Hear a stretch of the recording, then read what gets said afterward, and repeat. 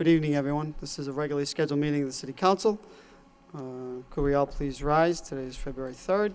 I'll please rise to begin the meeting with our prayer.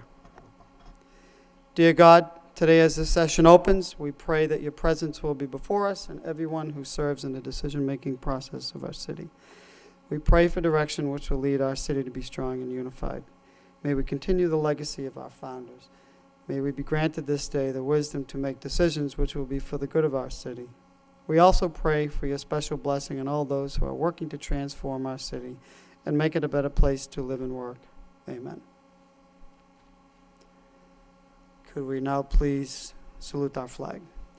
I pledge allegiance to the flag of the United States of America and to the republic for which it stands, one nation, under God, indivisible, with liberty and justice for all.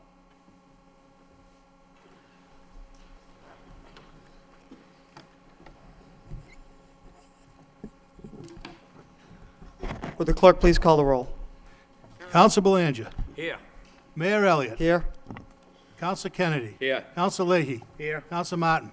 Here. Counsel Mercia. Here. Counsel Milanazzo. Here. Counsel Rourke. Here. Counsel Samaras. Here. 9 present. 9 present. If there's no objection, I'd like to ask for suspension of rules to bring in 3 citations that we'd like to give out, but we didn't make for the agenda 2 weeks ago. Motion by Counsel Mercia, second by Counsel Milanazzo. All those in favor signify by saying aye. In the opposed, that motion carries. So the first citation of this evening, we are honored to welcome Prince Tamako Sisawath from the Kingdom of Cambodia. Welcome to the City of Lowell and his delegation. And with that, I would like to also recognize former City Councilor. Welcome back to City Council Chamber, Rithi Young, if you'd please just like to come to the podium. Nice to see you again, and he would like to say a few words about the Prince before we issue a citation. So, Councilor, welcome back.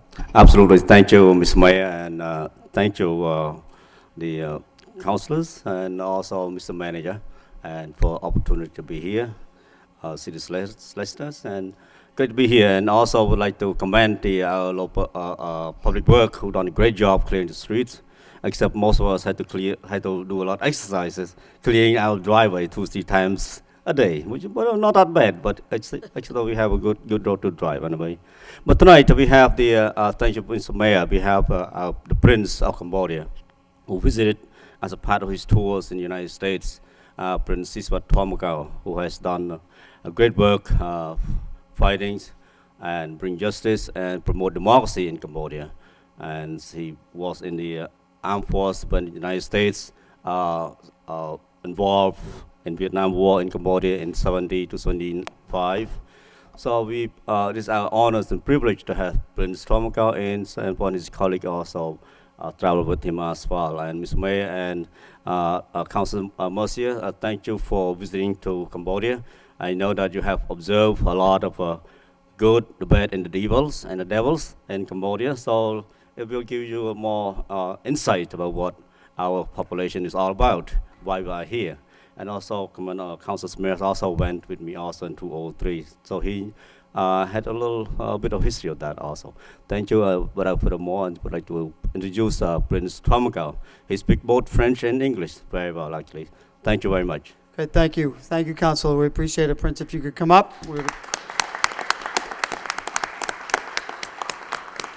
And before I begin, let me also recognize some members of your delegation who have joined you. We have San Sang, we have Sak Pampal, we have Vinak Men, we have certainly Council Rithi, former Council Rithi Ong, we have Rithi Put, we have Annie Ven, we have Lee Pauline, we have Sobin Pen. So if you could just, if you'd like to gather around the Prince as we issue a citation, that would be wonderful, because that's where the camera points. So everybody smile. You're all on television throughout the city of Lowell and surrounding communities. So, Prince, again, welcome. We normally, I know you've been in the United States and you have a tour, but you've been in this particular region for the last couple of weeks. We never get this much snow. I just want to let you know that. So, I'm sorry to have brought it from Cambodia. And we know that in Cambodia you don't get any snow, so you certainly will have some wonderful pictures to bring back. But on behalf of the city, it's a distinguished pleasure and honor, on behalf of my colleagues in government and the city manager and the staff, to welcome you and to issue a citation, and be it hereby known to all that the City of Lowell and the Commonwealth of Massachusetts hereby offer its sincere congratulations to Prince Tamako Siskawath from the Kingdom of Cambodia. We thank you for your service to your country and for all the hard work over the years. We commend you on your accomplishments over the past 45 years. From 1970 to 73, you were First Lieutenant in the National Armed Forces of Cambodia. You were the Special Forces training in Dong Ba Thin, South Vietnam, until 76. You were a graduate of Political Science Institute of Paris. You have a degree in software engineering in 1976 from the Conservatoire National des Arts de Militaire. In 1979, you were press secretary for Prince Norodom Sihanouk. In 1981, you were president of Funipec, France. 1983, Funipec representative to the European Parliament in Strasbourg, France, from 1988 to 2000. You were founder and owner of a software company specializing in medical imaging. In 2000, you're a personal assistant to King Norodom Sihanouk. 2013, you're a member of the steering committee of the Cambodian National Rescue Party and candidate for CNRP Sihanouk during the 2013 election. You have quite a list of accomplishments, Prince. We're grateful that you came to Lowell, knowing that we have a third of the population of Cambodian Lowellians. As we honor you today, I therefore, Rodney M. Elliott, the mayor of the city of Lowell, we hereby offer all the best to you, and we wish you continued success as you continue to work tirelessly for the good of others. Given on this this was last week, given on this day of February 3rd, 2015, by myself and on behalf of all my colleagues in government. Thank you, welcome to the city, and we wish you continued success. Thank you very much, Mr. Mayor.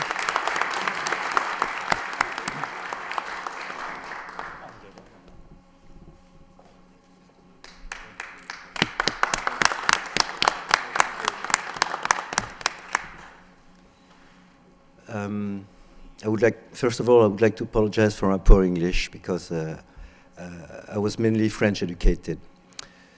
Mr. Mayor, councillors, I would like to extend my deep thanks for your very kind appreciation and for this citation. As someone who has dedicated his life to freedom, to justice, and to democracy, I'm very proud and honored to receive it. But, Mr. Mayor, councillors, I would like to receive it on behalf of thousands of Cambodian people who don't have the chance to come to Lowell and to receive citations, and who are imprisoned, persecuted, just because they would like, to speak out what they need. Every human being is enshrined, entitled to basic human rights, to self-dignity. And it is on the behalf of all those people that I'm very proud and honored to receive this citation. Thank you very much once again. And God bless America, and God bless Cambodia. Thank you.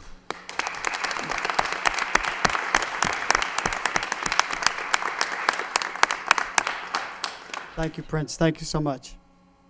Thank you.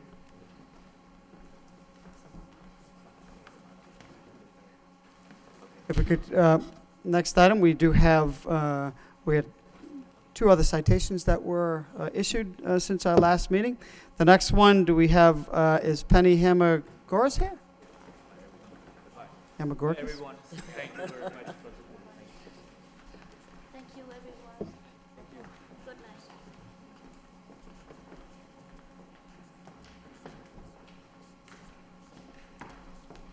Well, good evening, and welcome to City Hall as well, and congratulations on your 125th anniversary. Yes, come on up, please, come and join Penny. Did I pronounce your last name correctly? Yes, you did. M. Gorgas, okay. On behalf of the city, we want to congratulate you. We know that I was out in another event, so we had the vice mayor stand in. Thank you, Councilor Leahy, for attending that evening. But we also wanted to have you come into the council chamber to show everyone at home about the citation and to congratulate you as well. On behalf of the city, be hereby known to all that the city of Lowell and the Commonwealth of Massachusetts, we hereby congratulate the Worthen House Cafe and its owner, Penny Hamagorgas. Hamagorgas. I knew I was not going to get it right. Hamagorgas. On your 125th anniversary, the city is honored to have this historic building as one of Lowell's oldest tavern and restaurant, and proud that it is on the National Register of Historic Places. Step into the past while dining in the historic Worthen Cafe, or Worthen House Cafe. You will be surrounded by pressed tin ceiling and the beautifully restored pulley-driven fan system with its intricate series of belts and pulleys, each helping to operate the next decorative paddle fan. The cafe has a few notable patrons, including Edgar Allan Poe, Jack Kerouac, and Jimmy Breslin. Whether the public is hosting an event in a private function room or enjoying the atmosphere and entertainment in the bar, you will always stay true to your philosophy to invite your patrons to come in for a cold drink, a delicious meal, and especially a warm atmosphere. The entire city of Lowell extends its deepest wishes to the Worthen House Cafe and its owner, Penny Hamagorgas, along with their daughters, Penelope, yes, and Euphemia. Is that close? All right.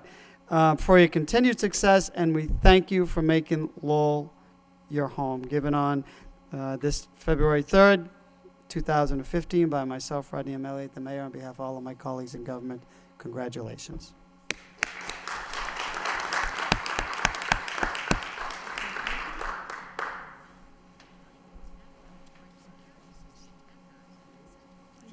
On behalf of the Worthen and my family, I would like to say thank you very much for this great honor. Thank you again, and have a great night. Thank you, Penny. We appreciate it. Very good. Congratulations again. And last but certainly not least, we have another citation for the Lowell Gallery that we opened or reopened just this past week. Jonathan? Jeff. I kept getting it mixed up at the ribbon cutting. My apologies. Jeff, thank you for joining us today. It was a wonderful day that we reopened the Lowell Gallery that was once owned by Guy Lefebvre, and it was just, you moved to a good corner lot right on Central Street. Another business that we're opening downtown, very promising, great location. So on behalf of the city, we'd like to offer you the citation and let the people at home know that there's a wonderful place downtown that they can do framing, and I'm sure you'll speak to some of the other services that you provide. But be hereby known to all that the city of Lowell and the Commonwealth of Massachusetts, we hereby congratulate the Lowell Gallery and its owners, Jeff Engel, Jin Yu, and Jonathan Lesson, on their new ownership and grand reopening at 219 Central Street. The Lowell Gallery has been in Lowell for many years, first located on Jackson Street. After the previous owner retired and sold the business, the new owners decided to relocate right around the corner on Central Street, and we are glad that you did. The business has expanded to include custom framing, art, and prints with a focus on Lowell, Massachusetts subjects, artists, and maps. On behalf of the city, we extend our deepest wishes to the Lowell Gallery for your continued success with your business, and we thank you for making Lowell your home. Given on this third day of February 2015 by myself and my colleagues in government, thank you, congratulations, best of luck at your new location. Thank you. Thank you very much.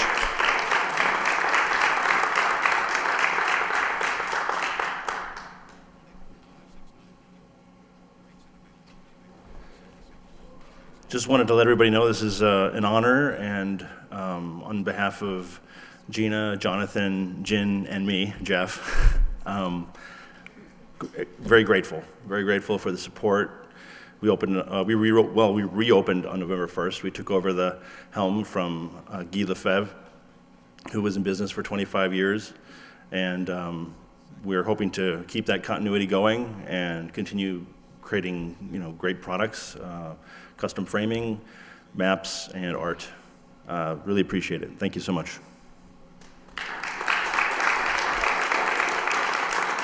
Thank you, Jeff. We appreciate it. And then, again, best of luck. Thank you. Hopefully we'll be seeing you.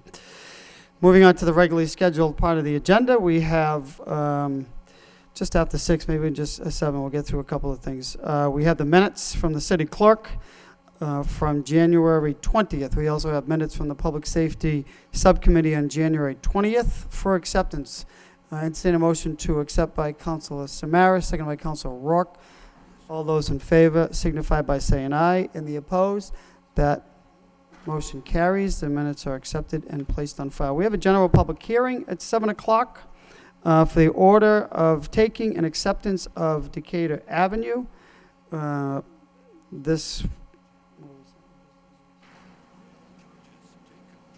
So we do have a public hearing advertised. So entertain a motion to waive the full reading by Council Milonazo, seconded by Councilor Mercia.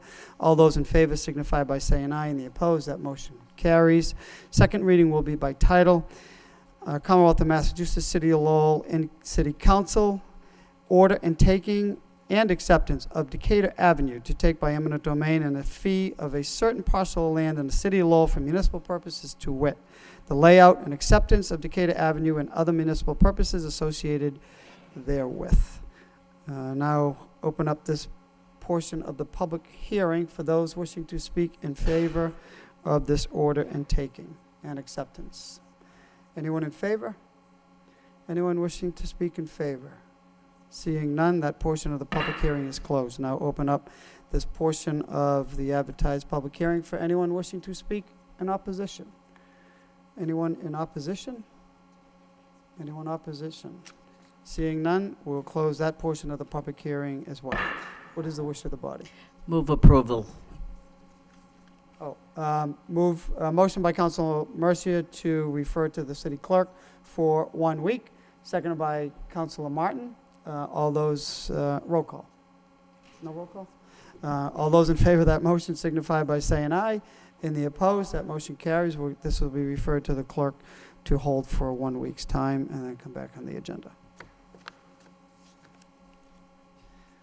Moving on to the next section of the agenda, we have communications from the city manager. We have motion responses, A through D. Any questions on the motion responses for the city manager? Councilor Mercia? Thank you, Mr. Mayor. I had a motion to ask that some letter be sent to the state regarding the installing of bumper strips and a guardrail on Gorham Street. And we did receive a very beautiful letter from the city manager, and you did send that over. I want to thank you for that beautiful letter. Let's hope that they respond back and make some more improvements there. Thank you very much. Thank you, Council. Mr. Manager? Through you, Mr. Mayor, and we will follow up with Mr. Kratman. He's in charge of this district. We'll follow up with him relative to It was a very nice letter. Thank you very much. Thank you, Mr. Manager. Further questions on motion responses? Mr. Manager? Yes, at the request of a motion by the mayor and an interest by all of the city council, I've asked Kerry D'Entremont from the Greater Lowell Health Alliance to come here this evening and give a presentation on the efforts to address the opioid epidemic in the city of Lowell. And through you, if we could have her give us that presentation. Yes, thank you, Mr. Manager. In fact, just this week, we had the Lieutenant Governor, last Friday, we have had the Lieutenant Governor along with the Chief of Police at a meeting to have this discussion, so I appreciate it. I think the timeliness of this is very important to let the public know, as well as members of the City Council, the epidemic that we're facing and where we are and where we're going. So, okay with the members of the council if we have this presentation? Okay. Welcome and thank you, Carrie. Wonderful. Good evening. Thank you so much for having me here. My name is Kerry D'Entremont, and I'm the Executive Director for the Greater Lowell Health Alliance. I've been asked to speak with you specifically about the efforts being done to address the opiate crisis that's destroying lives and threatening the overall health of our communities. I'd like to thank the Lowell City Council for inviting me here today and having me, the Greater Lowell Health Alliance, be part of this very important discussion. So I'd like to start with a brief overview of the Greater Lowell Health Alliance and the work that we do. The Greater Lowell Health Alliance of the Community Health Network Area 10 is a coalition comprised of healthcare providers, business leaders, educators, civic and community leaders, with the common goal to help the Greater Lowell community identify and address this health and wellness priorities. So through our collaborative efforts, the GLHA aims to achieve complete physical, mental, social well-being, and all within the Greater Lowell Health Alliance. The Greater Lowell Health Alliance was founded in 2006 and merged in 2008 with Chana 10. So through this incredible cooperation and collaboration with its members, the GLHA plays a critical role in identifying and addressing the unmet healthcare needs, raising awareness, and providing resources for community partners to take actions that will lead to significant change. We serve as an advocate for nonprofit organizations. We secure funding, share resources with the frontline organizations, addressing the region's health priorities. Together, we help break down barriers that threaten our most vulnerable populations, linking them to available services and resources to address their needs. In 2013, the Greater Lowell Health Alliance partnered with Lowell General Hospital and UMass Lowell to conduct a community health needs assessment to identify the unmet medical and public health needs within the Greater Lowell community. The study identified substance abuse issues as one of the most urgent unmet needs threatening the health and quality of life in our region. As you can see, those were the other findings: mental health, diabetes, obesity, cardiovascular disease, respiratory disease, hepatitis B in the Cambodian population, specifically in this area, and cancer.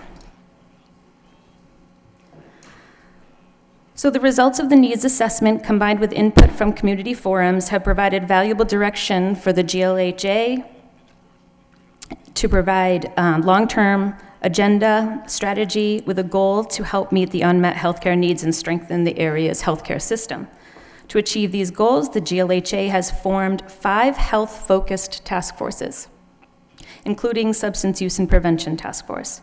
So each of these task forces targets an individual healthcare need within our community. The task force members meet regularly to identify and evaluate opportunities where healthcare services are not being provided. Those task forces include cultural competency, healthy eating and living, maternal-child health, mental health, and, as I mentioned, substance use and prevention. The Substance Use and Prevention, or SUP, as we call it, task force, has been working diligently on substance use and prevention since 2008. The SUP task force works to strengthen collaboration in the Greater Lowell community and to prevent and reduce substance abuse among youth and adults. With a focus on environmental strategies, the task force employs efforts on policy making, substance use intervention, and prevention.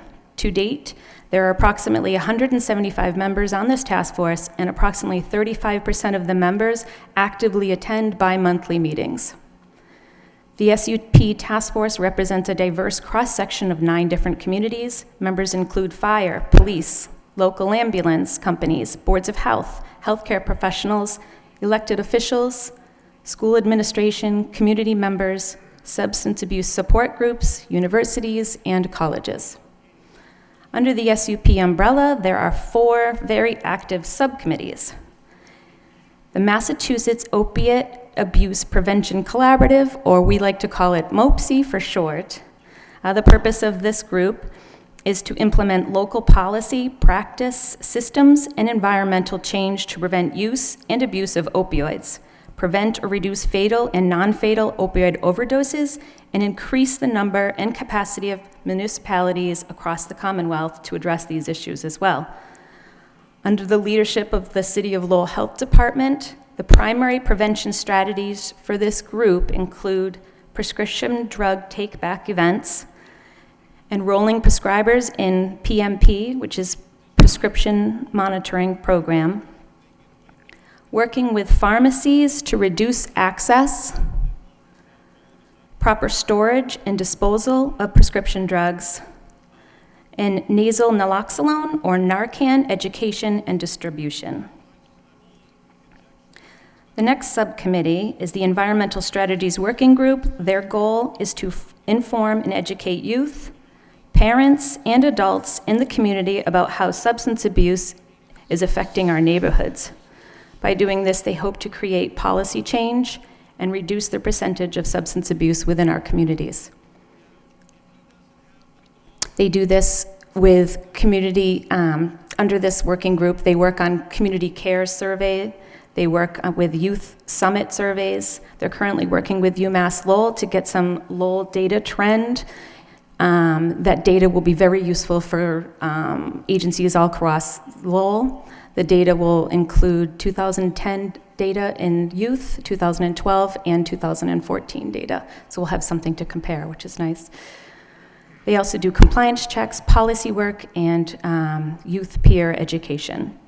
And that particular group is very Lowell youth involved, and it is out of the Lowell Community Health Center's teen block department. In addition, there are 2 ad hoc subcommittees under the SUP umbrella, and I'll just mention them briefly. They're the Medical Marijuana Subcommittee, and there's the School Curriculum Subcommittee as well. I'd also like to acknowledge the Office of the Middlesex District Attorney Marian Ryanen and the efforts of the Opiate Task Force as well. One particular achievement is the opening of the drug court here in Lowell. The Greater Lowell Health Alliance is committed to working with District Attorney's Office and the members of the Opiate Task Force. Most currently, this group is planning a scope of pain workshop on March 3rd at Lowell General Hospital. The scope of pain is a comprehensive prescriber education offering continuing medical education and continuing nursing education credits designed to help safely and effectively manage patients with chronic pain.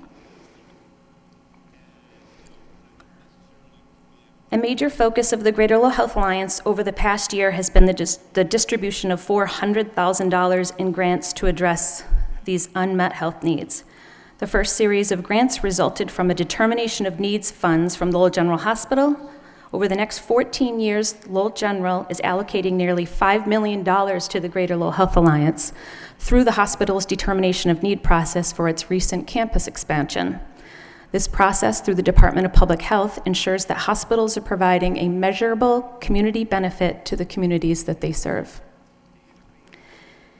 In 2014, the Greater Lowell Health Alliance awarded 9 grants totaling $200,000 to community-based organizations to address the critical health issues in the Greater Lowell area.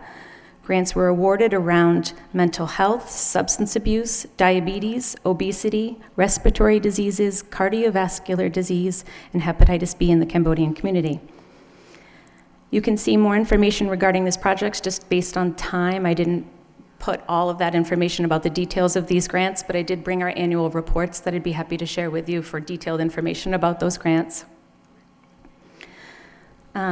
In 2014, the state, recognizing this urgent need to find solutions to the substance abuse crisis, also allocated $200,000 to the GLHA for substance abuse prevention and education. Thanks to the efforts of our state legislators, and specifically our champion in substance use and prevention, Representative Tom Golden, the GLHA issued an RFP and have released funds to the organizations that will address these needs head-on with prevention and education programs. The GLHA awarded one single grant of $100,000 for an initiative demonstrating a regional effort to build capacity of those who will work with children and youth to deliver substance abuse prevention services. The recipient of this grant was the Lowell Community Health Center. Grants awarded specifically in the Lowell area were Lowell House Inc. for a prevention outreach project, Lowell Public Schools for arts and substance abuse prevention in Lowell Middle Schools, the Mental Health Association of Greater Lowell for a substance abuse prevention specialist, Lowell Police Department for an LPD LYDC drug awareness event. So I know it's difficult to see those as well on that slide, but they're in more detail as well in our annual report that I'd be happy to share with you, a description of each one of those grants.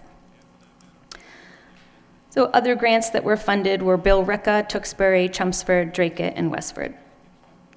So although we were truly grateful for these funds, and I can speak of some of the efforts, many efforts that are being done to address substance abuse problem here in Greater Lowell, this funding was spread out thin, And there is a dire need for additional funding and attention to be put in this area, as you all know. This problem is affecting all of our communities, and the only way we're going to win this battle is by working together. I'd like to thank you for your attention in this very important matter, and I invite you to attend any of our Greater Lowell Task Force meetings, and I'd be happy to answer any questions as well. Great. Thank you so much. Can you, right off the bat, can you tell us when those meetings are held, just for members of the public? We've also set up a subcommittee, which I'm sure moving forward we would either like to attend that meeting or Absolutely. have you come to have a more elaborate discussion. These grant funding opportunities, it's the first, and I'm sure all my colleagues would like to get a copy of that report. Absolutely. Because it'd be nice to know. This is the first time I've seen where funds have gone. This was the first grant, this was the first year of these grants. Right. So I'm glad that I can share that information with you. I knew I was here for substance abuse, but I knew you didn't know any of that information, so I thought As I'd you know, share as we that as face well. this problem, it's good to know where the resources are and where we need to Absolutely. sort of, bring everything together. So, when is that meeting?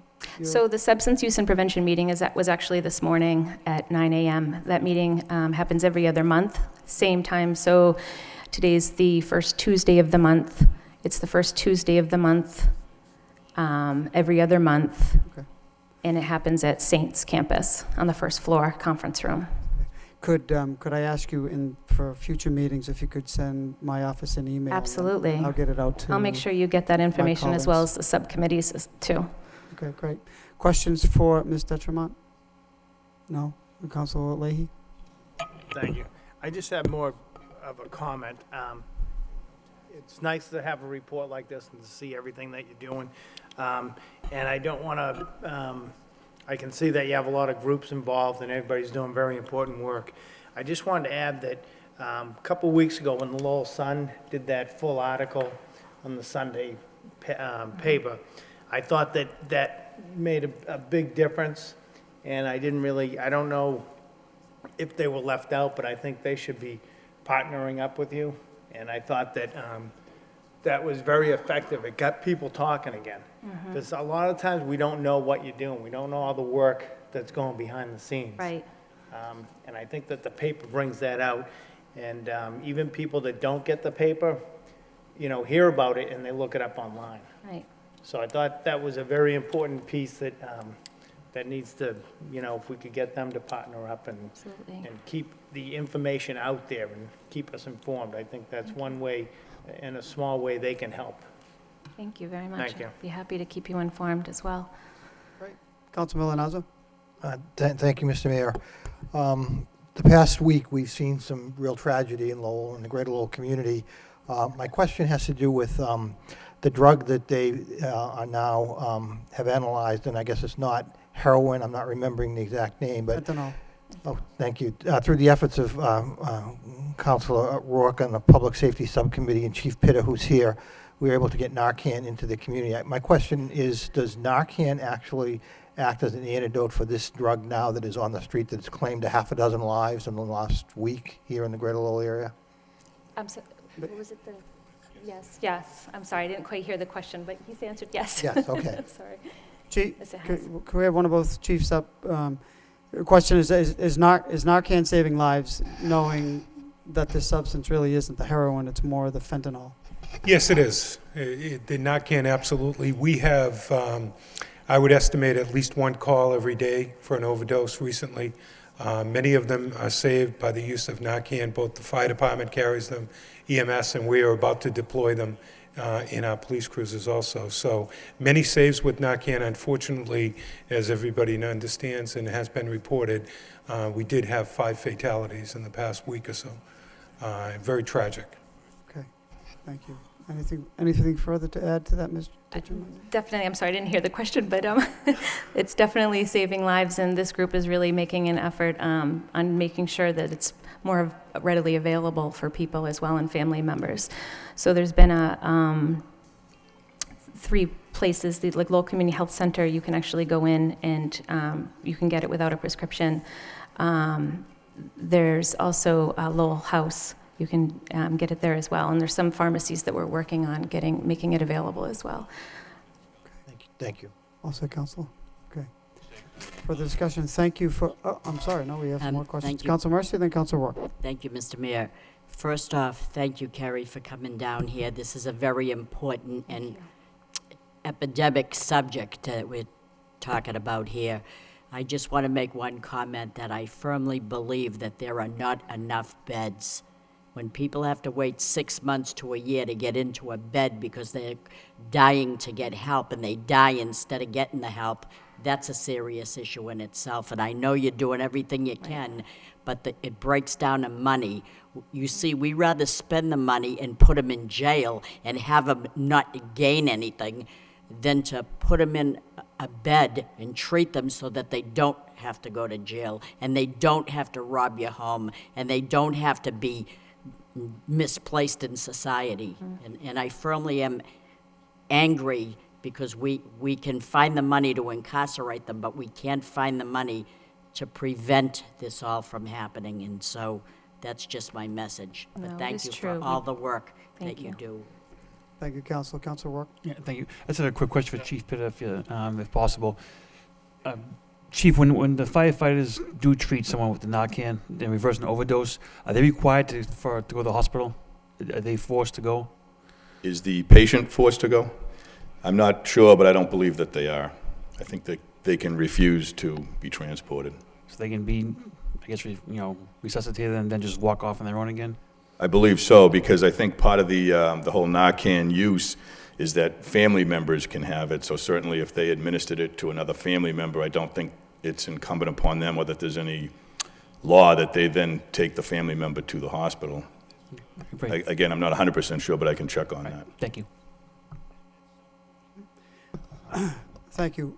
Again, thank you, Ms. Detremont, for sharing the information. I'm sure we will engage further discussions with you, and we'll be attending future meetings as we move forward. Another governor, the lieutenant governor, was here just less than a week ago, indicating that a plan is forthcoming that I'm sure there will be cooperation and working together with. So we thank you for the information. We want to let the folks at home know what has been taking place and moving forward what we need to do and the resources that we're putting towards it. Mr. Manager, anything else to add? No, thank you very much for coming. Thank you. Right. Thank you very much for Councilor Samaras, having did me. you have one more question? Yes, just a question, actually, through the city manager for the city solicitor. Where the police or the fire department administering the Narcan, is it possible that because it's done by a city official, that it be mandated that they go to a hospital?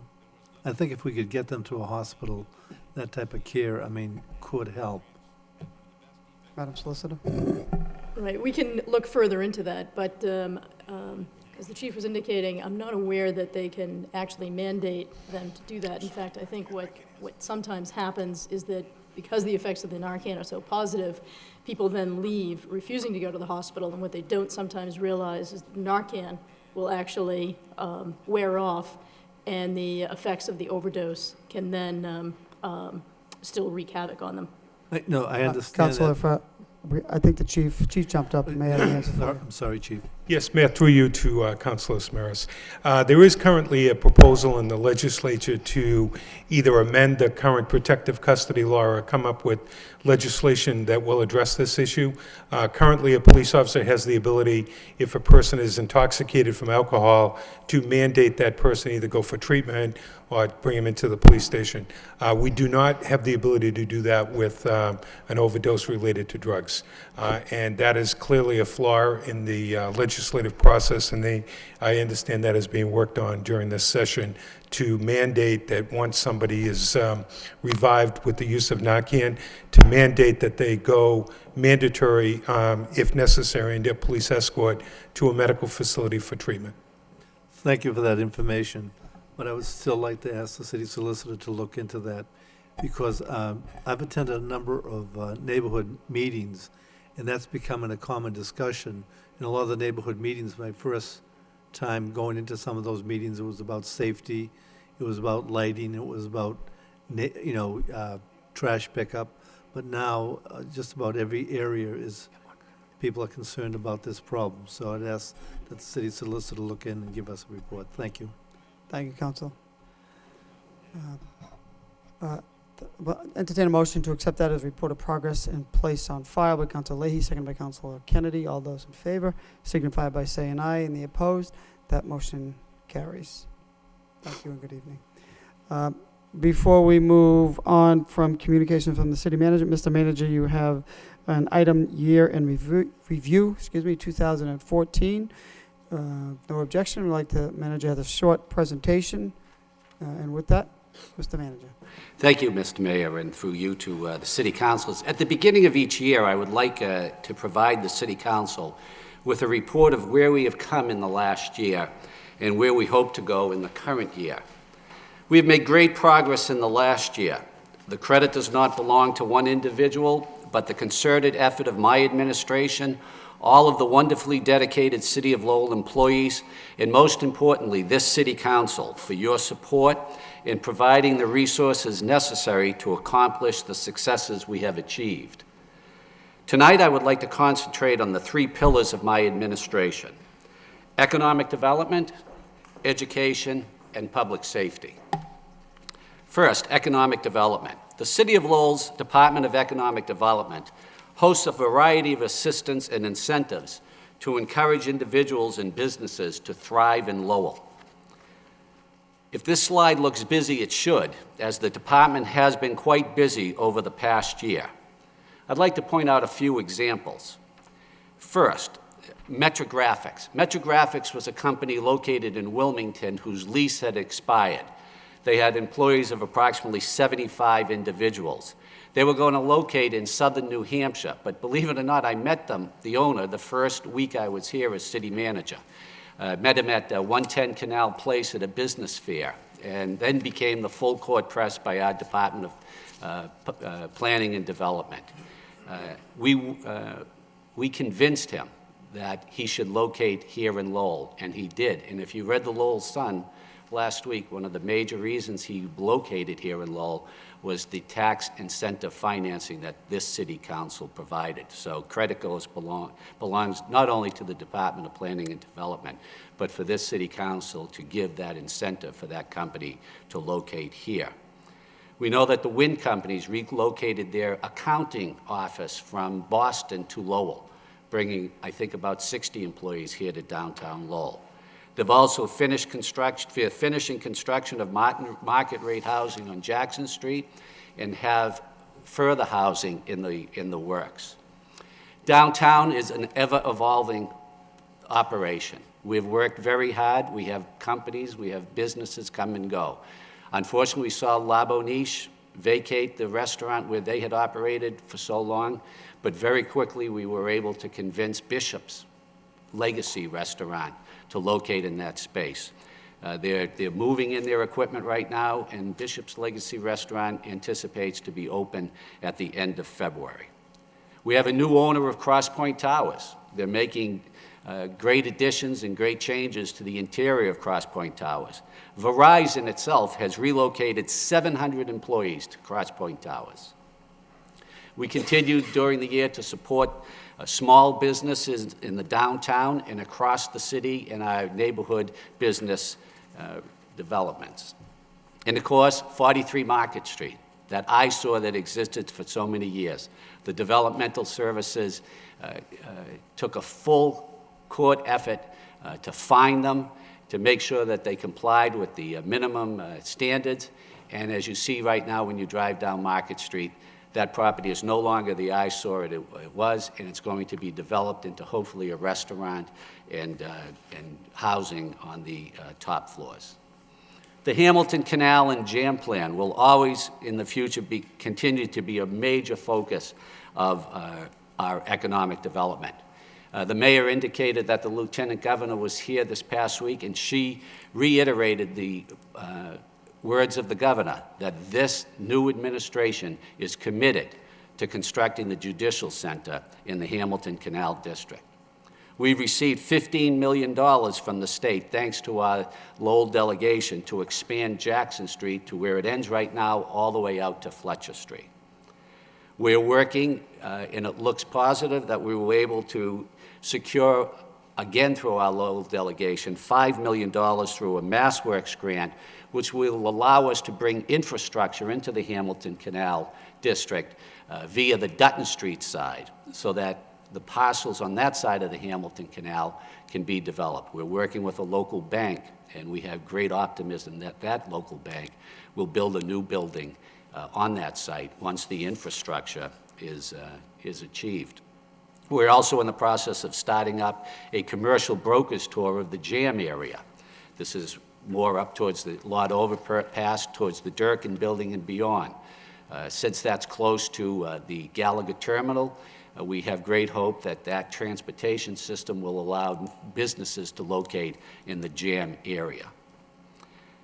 Arts and economic development. Arts and culture plays one of the most prominent roles in economic development, not only for the quality of life that it brings to our residents, but for attracting visitors to the city of Lowell. Think of what happens when the Folk Festival, Winterfest, the City of Lights Festival comes to the city of Lowell.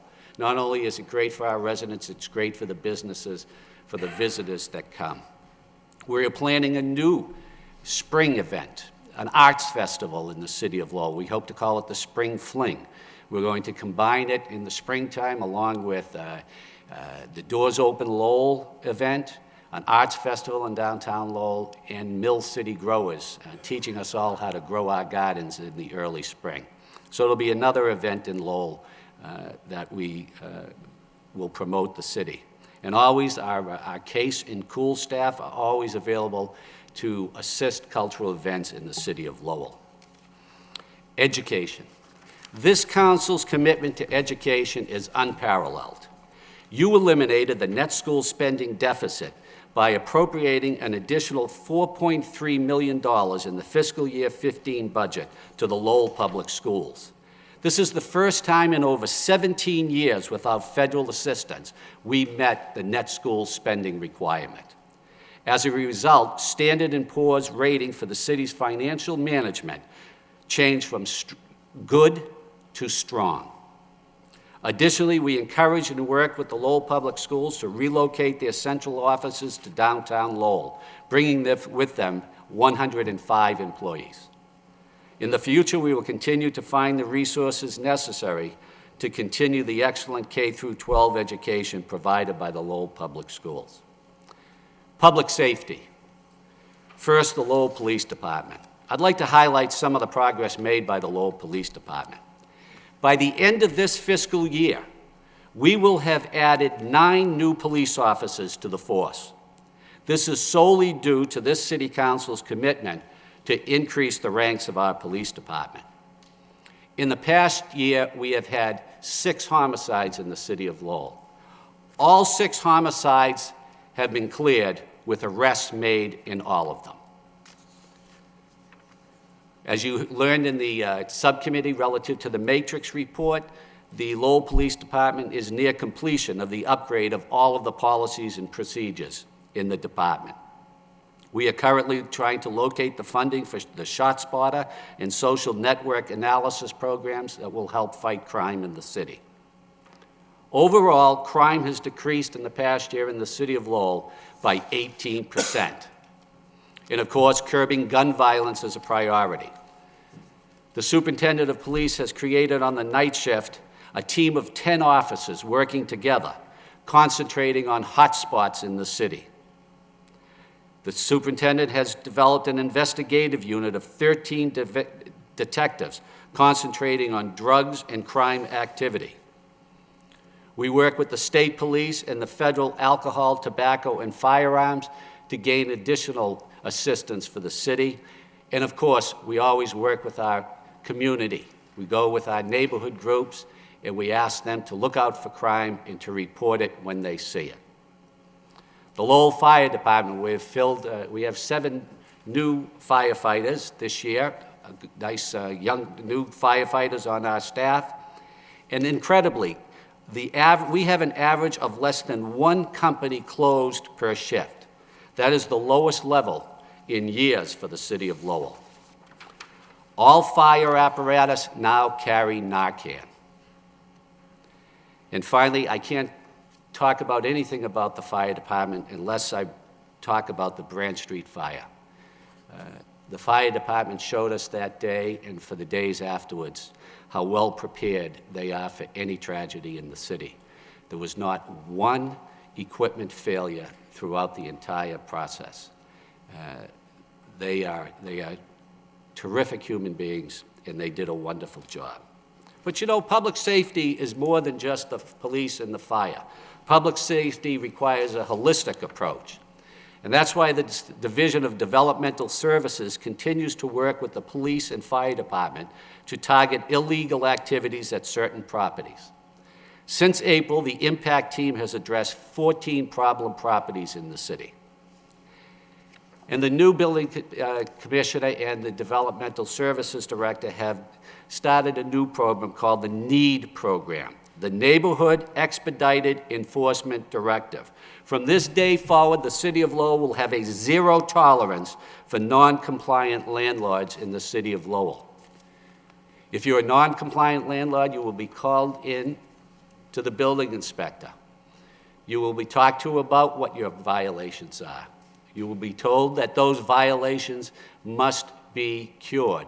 If they are not cured, not only will we fine those landlords, but we will seek court intervention to make sure that they live up to the state sanitary code and the building code. Now, where do we go from here? Going forward, we're going to concentrate on our downtown and our neighborhood business corridors. We must make sure that those businesses thrive and the way they have been in the past. We'll continue to promote arts and culture, meet the net school spending requirement of the Commonwealth. Our continued commitment to public safety and investing in curb appeal and infrastructure projects using all the financial resources we have. We will also focus on the structural stability of the city finances by developing a sound budget and continuing to build reserves. We must ensure a correct fiscal path to deal with such long-term financial liabilities such as OPEB, pensions, and health care costs.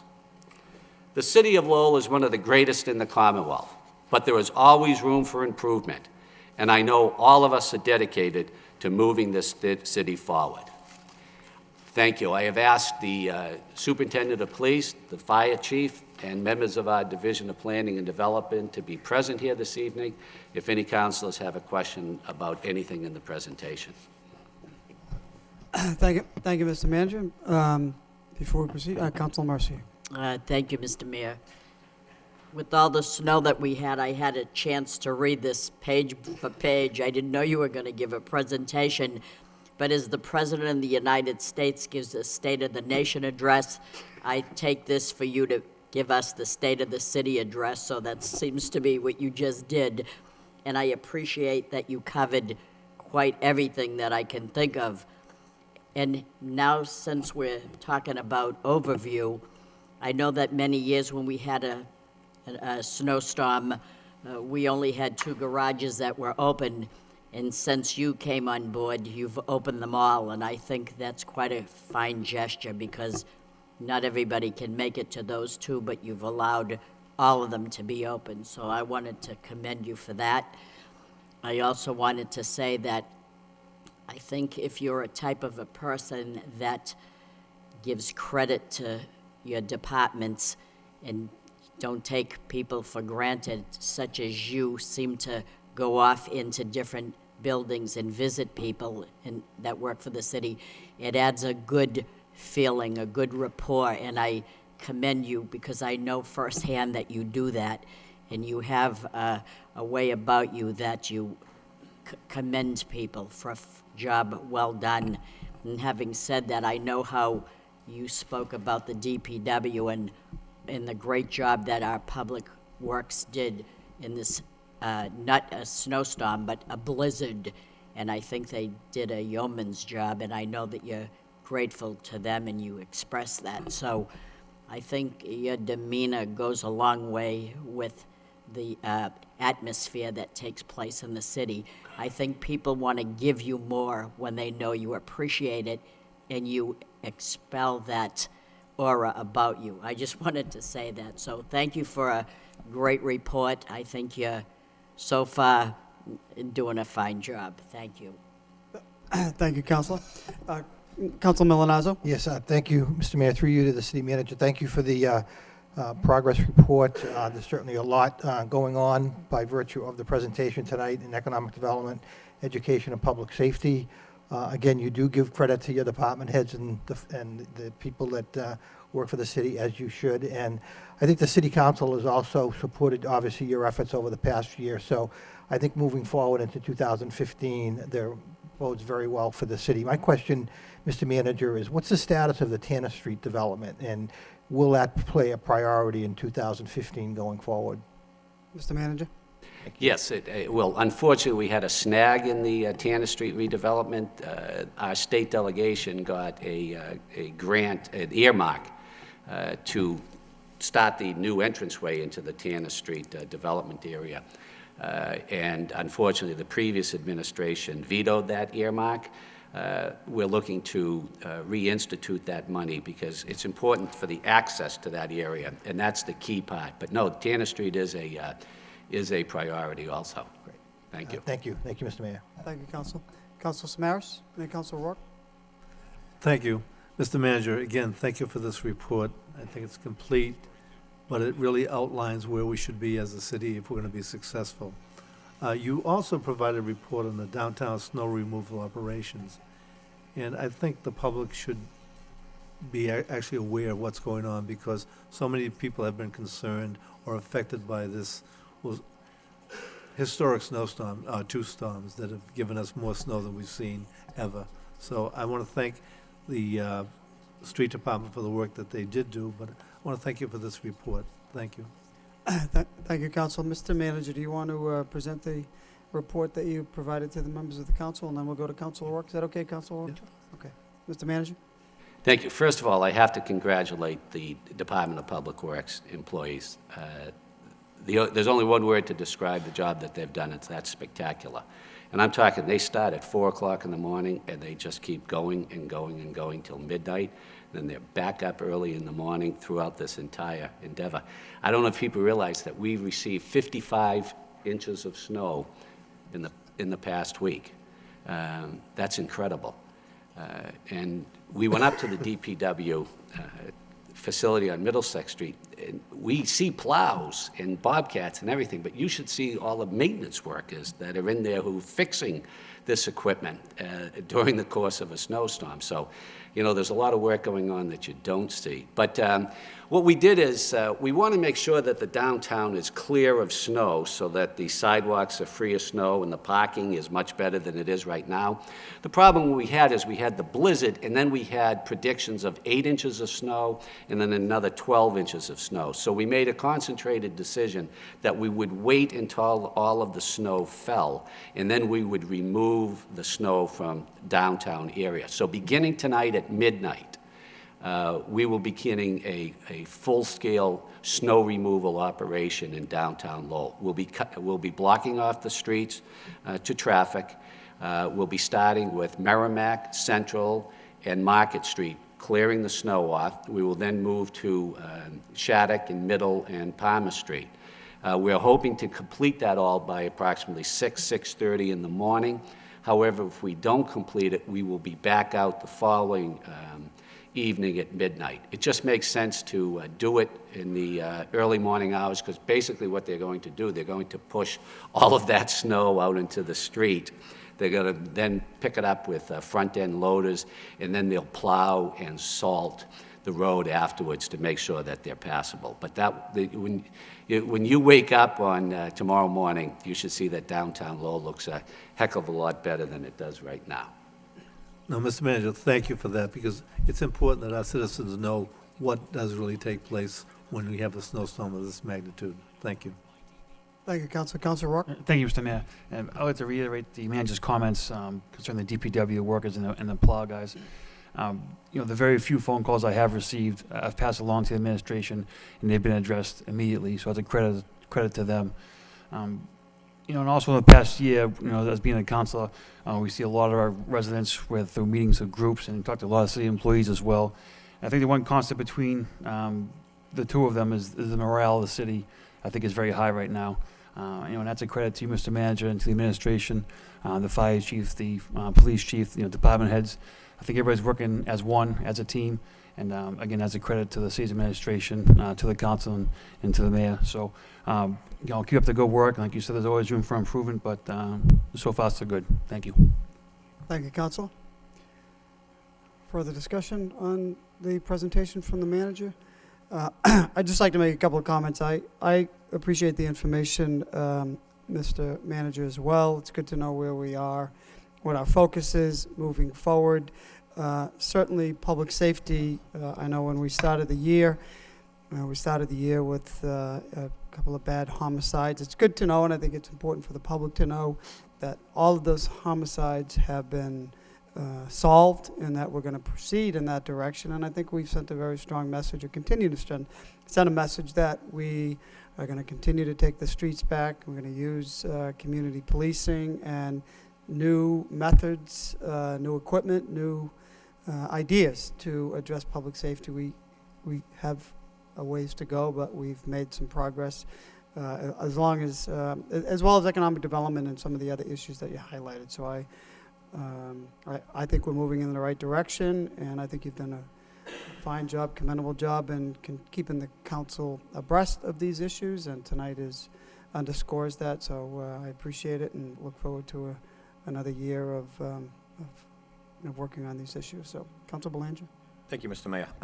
Those are great comments, and I'd like to echo the same sentiment. The manager has done an outstanding job in communication to all the councilors. I mean, whenever an event happens, we all know we're receiving emails, sometimes multiple emails on different issues, almost on a daily basis. And Mr. Manager, we appreciate that very, very much. Thank you for your outreach. We do want to know what's going on. We insist on hearing bad news immediately. Unfortunately, it does happen, and we do want to know about it. And you're doing an outstanding job there on outreach. Thank you very much for that. I'm also very pleased to see that we've met net school spending, and we're not going to get whacked with several $1 million going into the fiscal year that we're going to have to look back and pay for. So that's good news. It's not easy to forecast. So congratulations to you and your financial team on that measure. It's great, great news. But one of the largest focus, Mr. Manager, going into 2015 is the Hamilton Canal. And here we go again. It's roughly the year anniversary where I made a motion for Trinity Financial to update this body, council, your administration on what is going on up there. And it's here we go again. It seems like this council, your administration, is doing more than the developer who has rights to the property. Now, I don't want this to appear, what I want to make abundantly clear to my colleagues is that those who supported Trinity Financial at the time did nothing wrong. And when Trinity Financial was awarded this property, I was a businessman on the street. I was watching in very closely. They were very financially stable and extremely reputable. I would have chosen them myself had I been in this seat, but I was not. So my colleagues did nothing wrong, absolutely not. But it's now almost 10 years later, and not much has gone on there. And I am nearing the end of my patience with this developer. I'm only one vote on this council, but I do want to express my sentiment. That parcel is the largest, one of the most largest undeveloped parcels in the city. When that development is going to spur a domino effect throughout the downtown and the city that's going to be very positive. And we've been waiting and waiting. So, Mr. Manager, through you, you're doing everything you can. This council's doing everything we can, and it's in their hands. And we've been waiting. It's a big waiting game. So I would like to, at some point, if you could reach out to them, drag them in here, and we'd like an update what's going on there. I know they're doing other projects throughout the Commonwealth, and they're going like gangbusters. I feel we're being neglected. They are not doing their due diligence. That's my sentiment. It's only me. I don't speak for my colleagues. I'm speaking for myself. This is a very important project in the city of Lowell, and we've been waiting far too long. So my frustration is not with you, Mr. Manager, or my colleagues, but please, if you can relay that, feel free to use my name. Thank you very much. Thank you, Council. Further discussion on the year in report 2014.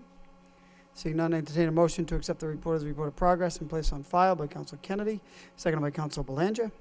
All those in favor signify by saying aye, and the opposed, that motion carries. Report is accepted and placed on file. We'll, still under votes of, communications from the city manager. Any further questions?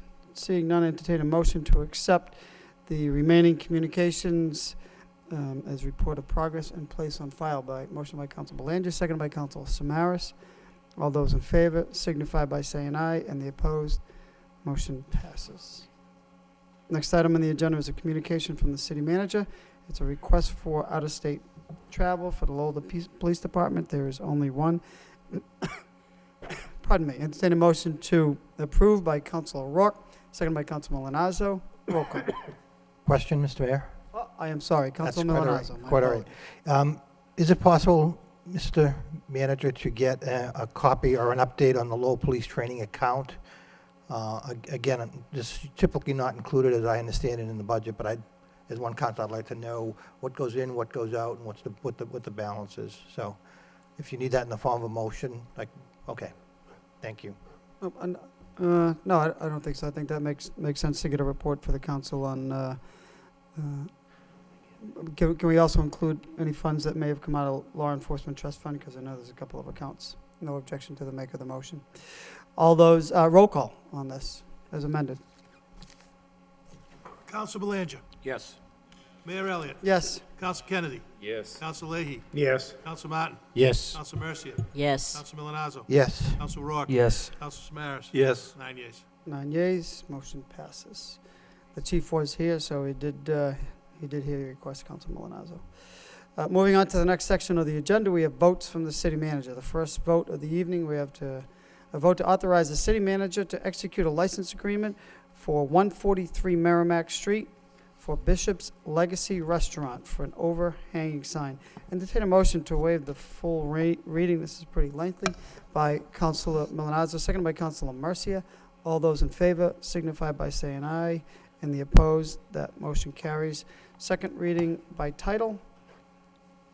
Commonwealth of Massachusetts, City of Lowell, and City Council is a vote authorizing the city manager to enter into a license agreement with Bishop's Restaurant Incorporated, doing business as Bishop's Legacy Restaurant, to encroach upon the City of Lowell property at 143 Merrimack Street, Lowell, Massachusetts. Motion to approve by Councilor Mercia, second by Councilor Martin. Further discussion on this item? Councilor Leahy? Thank you. Through you to the manager. So this is just for the signs, the overhead signs that stick out.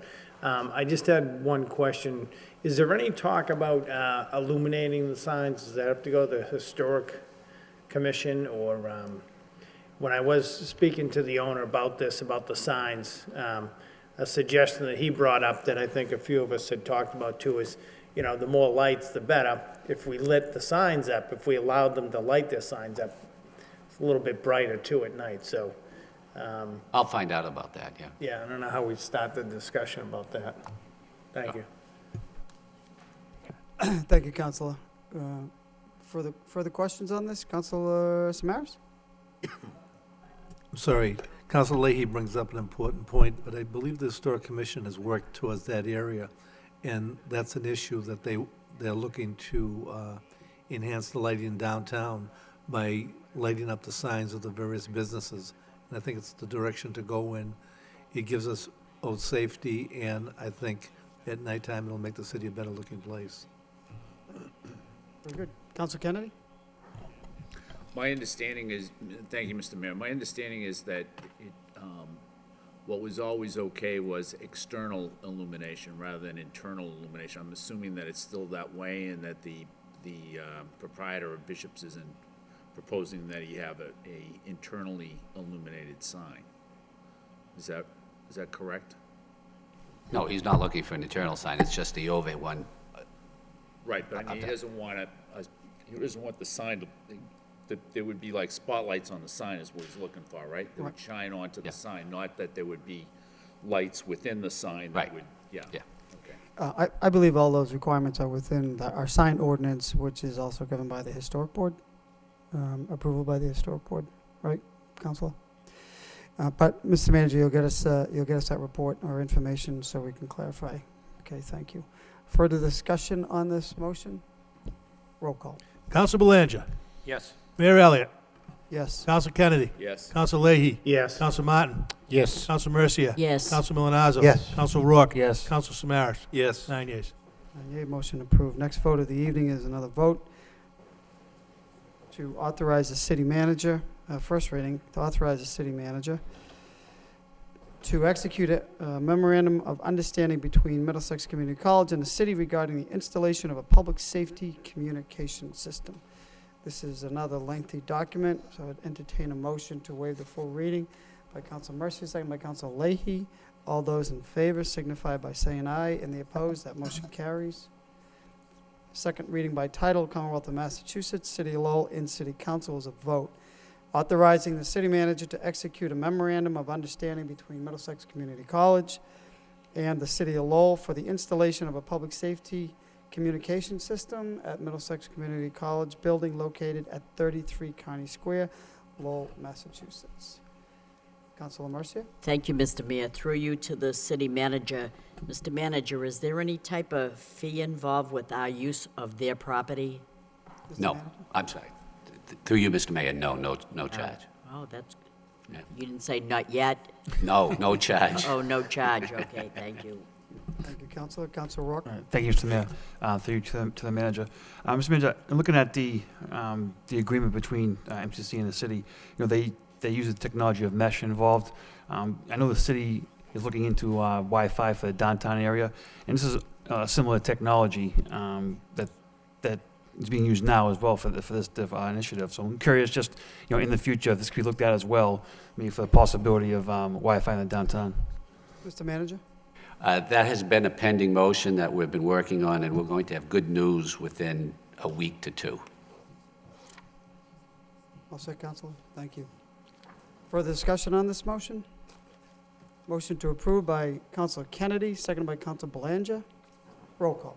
Counsel Belanger. Yes. Mayor Elliott. Yes. Counsel Kennedy. Yes. Counsel Leahy. Yes. Counsel Martin. Yes. Counsel Mercia. Yes. Counsel Milonazo. Yes. Counsel Rourke. Yes. Counsel Samaras. Yes. 9 yeas. 9 yeas, motion passes. Moving on to the next section of the agenda. We have orders from the city manager. First order of the evening is an order of taking and acceptance of Asbury Way. Entertain a motion to waive the full reading by Council Belanger, seconded by Council Samaras. All those in favor signify by saying aye, and the opposed, that motion carries. The second reading for this order of taking and acceptance is by title. City of Lowell and City Council is a vote. Order of taking and acceptance of Asbury Way to take by eminent domain in a fee, a certain parcel of land in the City of Lowell for municipal purposes, to wit, the layout and acceptance of Asbury Way and other municipal purposes associated therewith. Entertain a motion to refer to a public hearing on February 17th by Councilor Rourke, seconded by Councilor Milonazo. All those in favor of that motion signify by saying aye. In the opposed, we'll send that to a public hearing for the 17th. Mr. Mayor? Councilor Milonazo? Thank you. There were two votes on the January 27th agenda that are not on tonight's agenda. Were they removed? They were in our packets. I'll refer to the clerk, but I think you're correct. Two items were removed. Mr. Manager, you pulled two items, correct? Yes, there was one for an easement on Fairview. Correct. Yes, the attorney representing the family is not in the Commonwealth, so we're putting it over till February 10th? February 10th. February 10th. And the other one on Queen Street, surplus authorizing. Yeah, this is the location where the fire occurred, and we're going to be selling some property there, but I wanted a more complete report for the council on what is going to be developed there as a result of our selling them some land. So we took it off so that we'll have a more complete report, so you'll know what's going to transpire there. Thank you. Thank you, Mr. Mayor. Thank you, Council. Thank you for bringing that to our attention for those who had prior agenda. Councilor Leahy? Thank you. Through you to the man. Is that the lot behind where the fire occurred, though? Not the actual lot? Okay. All right. Yes, Because I it's drove behind by there just to get an idea. It's a small Yeah. lot, but it's going to allow for delivery service to the front lot. The front, okay. Thank you. Further questions on this? We'll move on to the next item. We have subcommittee reports. First subcommittee, we have a Youth Services Subcommittee report. Thank you, Mayor Elliott. Chairman Samaras. Okay. Tonight, Linda King of the Department of Planning and Development introduced a video discussing the issues of youth homelessness. She also spoke of a survey that is being taken on youth of the age 18 to 24 that are homeless. The issue of homelessness in Lowell is serious. The video that was shown was from a recent conference on homelessness that was held in Lowell. A young lady spoke on the problem of homelessness and what she had to do to survive as a homeless person at one point in her life. She was clearly an example of what can happen if our youth receive the right type of help. The subcommittee recessed for this session to allow Linda King to come back with the survey results. She will also bring other agency leaders who are attempting to address the problem of homelessness, along with some students who have been successful.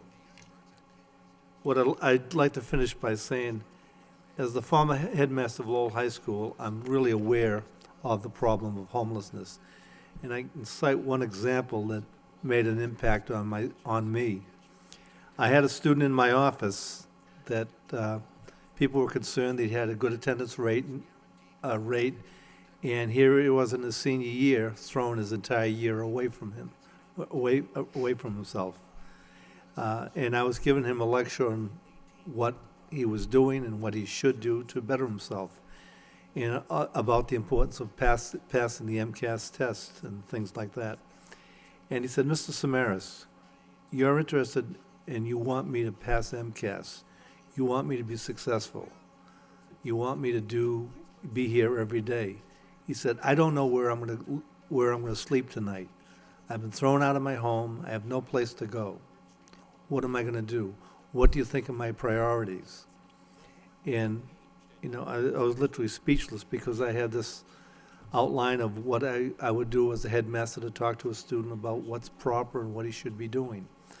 But what I had in front of me was a nice young man, a fine young man, had some small issues in school, a typical teenager. But what was facing me at that particular point was someone whose life had been blown away from him, and he didn't know what was going to happen. And there are many students in Lowell like that. I know my last year at Lowell High School, there were some 70 students I would identify as homeless, based on the information I had from my guidance counselors. These were young men and young ladies that each night went to a friend's house, slept in the hallway of a friend's apartment house, or something like that. And so this is an issue, I think, as a city, we have to get as much information as possible and do what we can, because we talk about the drug problem, we talk about breaking and entering. This is the way to stop it at a very reasonable cost firsthand. And Councilor Mercier also addressed that issue of the importance of preventing our youth from going onto drugs. I don't want to speak for Councilor Mercier. She can speak for herself. But basically that was what the meeting was about. And I think this is something that we as a city council must address. Thank you. Thank you, Councilor. Appreciate that report and subcommittee meeting. Further discussion on the report? Motion to accept the report as a report of progress and place on file by Councilor Rourke, seconded by Councilor Milonazo. All those in favor signify by saying aye, and the opposed, that motion carries. Second subcommittee report is the finance. Councilor Leahy, would you mind taking the chair? I'll step down and provide a brief report on the finance subcommittee meeting that took place this evening.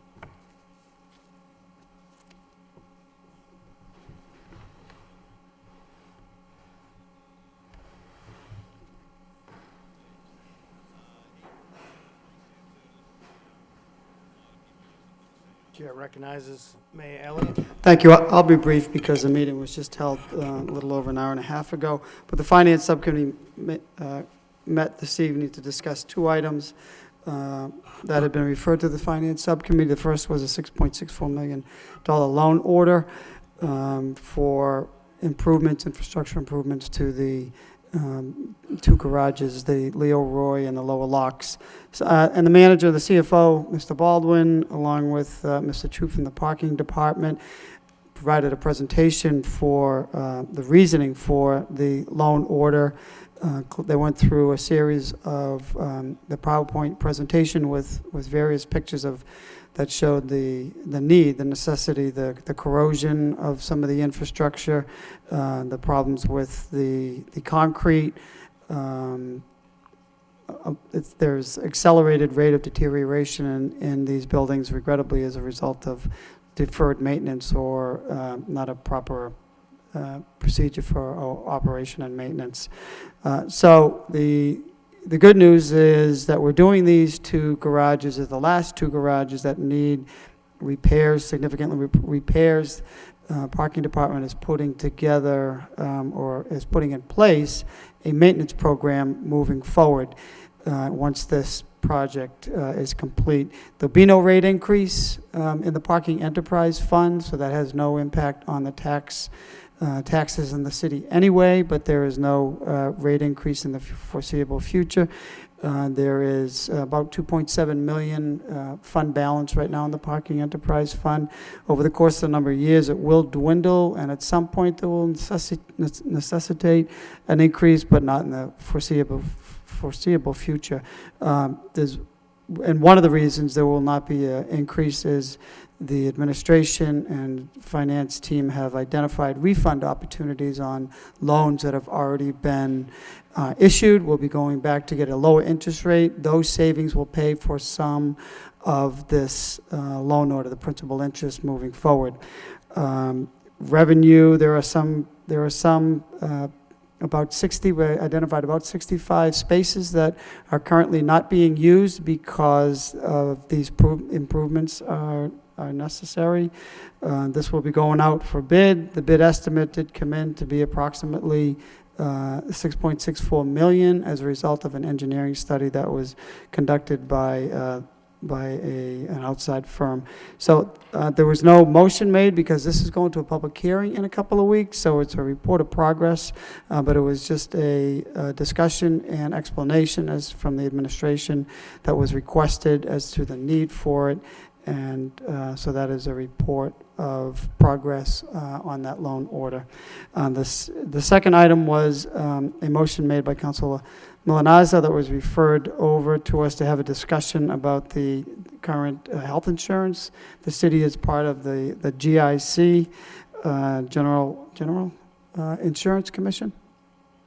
Group Insurance Commission, how could I forget, that the city joined, that has saved the city literally millions and millions of dollars, that will continue to save the city millions. We're still in that agreement for 3 more years moving forward, and we'll continue to see savings.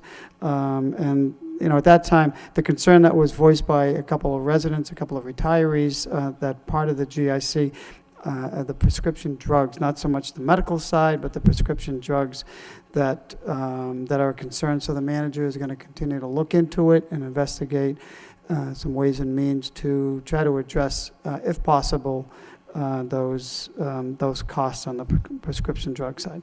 So, Mr. Vice Chair, that's a report of progress from the Finance Subcommittee, and moving forward, we'll have that public hearing on the loan order coming up in a couple of weeks. Thank you. Thank you. Any further discussion? If you don't mind, I just did want to add one thing that when we had the discussion, it was a good point that the manager brought up, that these 60 or 70 spots will be back online once all the work's done.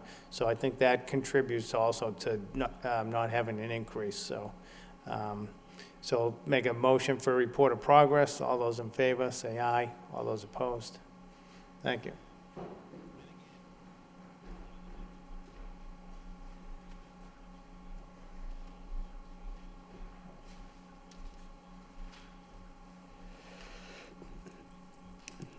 Moving on to the next section of the agenda, we have, moving on to City Council motions. The first motion of the evening by Councilor Leahy. City Council requests City Manager outline the process in which the city streets are paved, including but not limited to bidding process and legal requirements of the vendors per Mass General laws. In addition, provide a review of oversight responsibilities and procedures of the city. Second by Councilor Kennedy. Councilor Leahy. Thank you. I bring this motion only because this summer hopefully is going to be a big paving year for us. This council and the past council made it clear that we want to get caught up on many of our city streets that need to be repaved. And only in the past year, I've noticed a couple of streets that really aren't holding up as well as expected. So I just want to get an understanding of how the streets are bid, and do we have any regulation on quality of work once we see it. And I'm sure that the engineer department is doing what they need to do. Industrial Ave was done this year, and it seems like there's a couple of spots that are falling apart over there. So if we could just get an update on the procedure on how the streets go out to be bid and what the requirements are and qualifications. And also, this is just one of my pet peeves, but when they do pave the streets, they seem to leave some of their, I guess, I don't want to say garbage, but they leave some of the work site, extra gravel, extra pavement on the side of the road, and it seems like it takes forever to get cleaned up. I just thought I thought we had somebody out there that keeps an eye on the preparation. So once the road's paved, they should be cleaning up as they go along. So if we could just check into that and have that in the report too. But I just wanted to emphasize that, we've really stressed that we want to get caught up on the streets. We want them to, once we pay all this money to get them done, we want them to last. So just an update on that. Thank you. Thank you, Councilor. Further discussion on this motion? Seeing none, all those in favor signify by saying aye, and the opposed, motion passes. Next motion of the evening by Councilor Leahy and Councilor Mercia. Request City Manager updates Council regarding resolution to Water Department's estimated billing system. No second necessary. Who would like to speak first? Ladies? Ladies first. Thank you very much. This is a motion that I think is timely because it was quite some time ago when we brought this issue up. And the reason we both bring it up this time is because there's still people that are calling that have not been resolved yet. Now, I don't know if it's because they had waiting for a hearing, and I thought that we kind of shored that up so that it didn't take that long to have these hearings. I think that, and I shouldn't be speaking for Eric Gitchia, the commissioner, but I think he probably didn't anticipate the length, the great magnitude of all the people that had problems. So with that, we want to get into this again and find out where are we. I would really like to know the names of the residents that had issues and how it was resolved. I want to know how many more do we have to go with. People are still wondering. However, it also came to my attention that because people are having a hard time to pay these enormous water rate bills, that they're getting assessed a fee on top of it. Maybe the fee will be squashed, I don't know that, but that they're afraid because as time keeps passing by, it keeps multiplying, and so they have a reason to be concerned, and when they're concerned, I'm concerned. So that's the purpose of this motion, to find out where are we now? Have we put a lot aside that have been resolved, or where are we with this issue? That's about it. Thank you, Councilor. Councilor Leahy? Thank you. Same thing, just we're still getting phone calls. We just want to know where we are. I'm not sure how we left it. I know there was a motion on that we look into maybe going back just 3 years, but I don't know if that was official or if we're still checking that out. But I'm still getting some calls. People are concerned this issue is being attached to their mortgage. One person called me, told me that their mortgage went up $300 a month because there's a lien on their property. So, but I don't know the whole truth to that, but it's a friend of mine that I just met at the Sportsman's Club. We were both holding guns, so I didn't want to question them. But if we could just check into that and see where they are. So, thank you. Thank you, Councilor. Further discussion on this motion? All those in When all else fails, all those in favor of the motion signify by saying aye. And the opposed, that motion carries. Next motion of the evening by Councilor Rourke. Request city manager review parking issues in back central neighborhood. Second by Councilor Samaras. I'm sure you filed this before the last snowstorm. I do, Mr. Mayor. Thank you very much. This comes from hearing from a few residents in the area. I know it's been a long-standing problem in the back central neighborhood, so if something can be done to look into it, I did speak to Councilor Leahy, who chairs the Neighborhood Services Subcommittee meeting. So maybe if we refer this to that subcommittee, at that point in time, maybe, Jim Troop and Eric Slater can sit down and hear from the residents and see if something can be done to alleviate the problem. Thank you. Okay. Thank you, Councilor. Further discussion on this motion?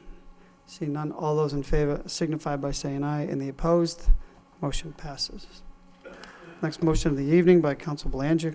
Request city manager explore possibility of corporate sponsorship to help defray the cost of a new Lowell High School. Second by Council Kennedy. Council Belanger. Thank you, Mr. Mayor. Well, for starters, I know we all need to respect the process. We received some very good news from the MSBA, but we are not officially approved yet for the development of a new high school, but that is a good sign, so to speak. So I do want to first show respect for the process that needs to be played out. But I don't believe at the same time this motion is getting ahead of ourselves. We could be looking at, if approved, we're going to be responsible for 22%, roughly, of the cost of a new high school. It's going to be in excess of approximately $50 million. And that's going to be a heavy burden to bear. So I don't think it's out of the realm to look at other sources of revenue to help subsidize the cost of the taxpayers' portion of hopefully a new high school. This doesn't mean a big corporate neon sign sellout. Sponsorships can be done in a tasteful manner. They will need approvals. It will go by city guidelines. But I find in my experiences, we all have been involved in the city a long time. When it comes to charitable and sponsorship events, the city of Lowell, business partners, community leaders never cease to amaze me. I don't anticipate on raising $50 million.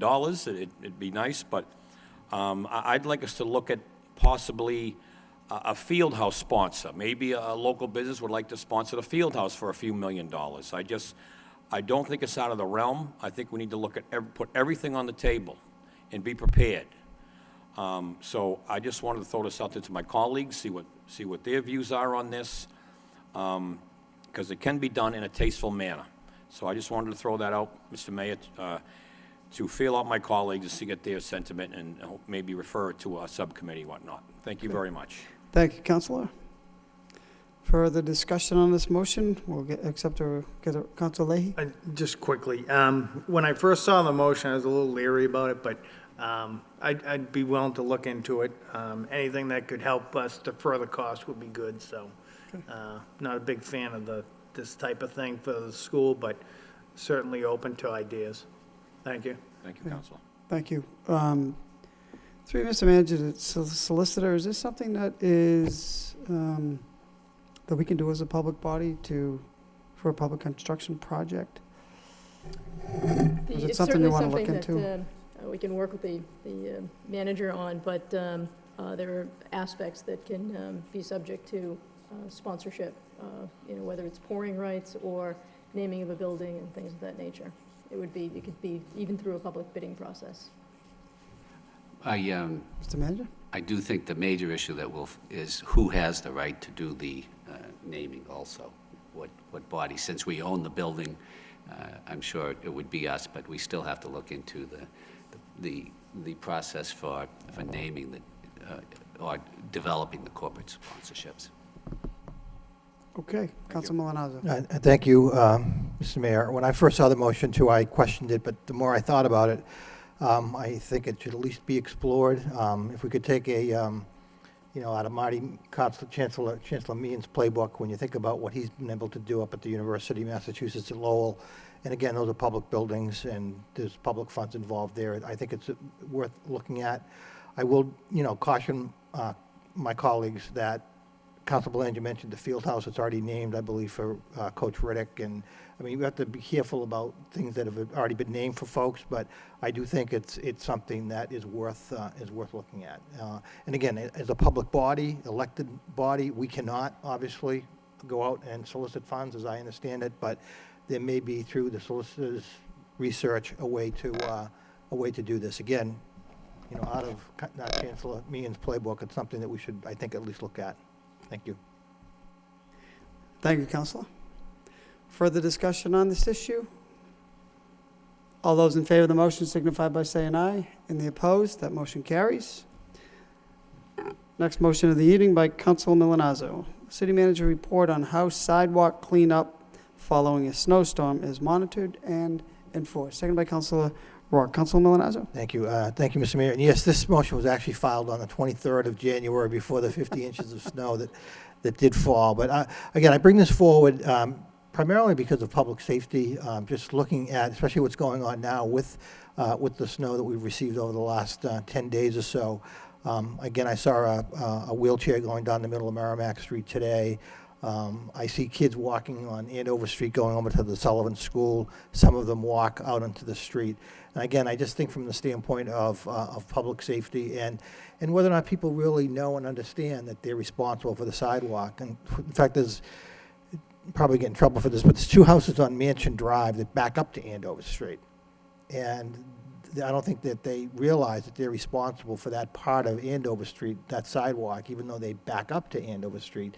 It's my understanding they're still responsible for that sidewalk, and it's never been done. So I think that that's something that, again, from the standpoint of the ordinance being in place, the fact that there's, Mr. Mayor, there's 23 schools in the city. I think if we concentrate on making sure that the access ways to those schools are open, and to make sure that the people that are responsible know that they're responsible. That was the reason for the motion. Thank you. No, I agree. I think the school districts is something that we should look at. Mr. Manager, at the very least, we understand this has been a long-standing, recurring challenge throughout the city to get the sidewalks clear. Council Mercia has a motion following this on programs available that specifically really affect our elderly. But Mr. Manager, I think the district, the school areas, 23, 24 schools, need to be the priority. Thank you, Mr. Mayor. Through you, we normally don't respond to a motion on the first night, but I think this is timely, so I asked Mr. Slagle to be present tonight just so that you could explain to the council, and just as important to the people watching at home, what the ordinance is in the city of Lowell relative to snow removal and our process for enforcing that ordinance. Mr. Slagle? Yes, thank you, Mr. Mayor. Thank you, Mr. Manager. The city of Lowell has a snow removal ordinance, as the council's aware, that requires that snow be removed 12 hours after the snowfall ceases. If the snowfall ceases after 6 p.m.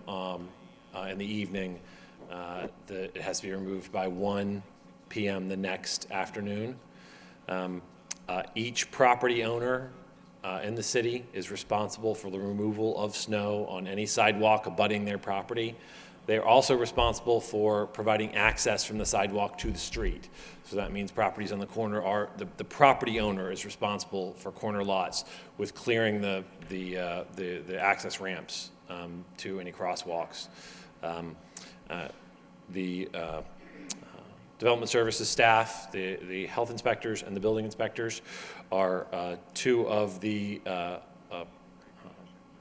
groups in the city that have enforcement over the snow removal requirements. Also, the police department has that enforcement as well. Typically, our protocol is we respond to complaints from the city. Our staff don't generally go out on dedicated snow removal drives, in part because they have full-time work doing health inspections and building inspections.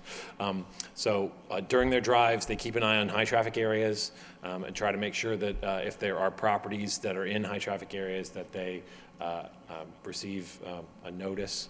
And we respond to specific complaints about addresses with an inspection that day to make sure that they were in compliance. The first a response from our department is a warning.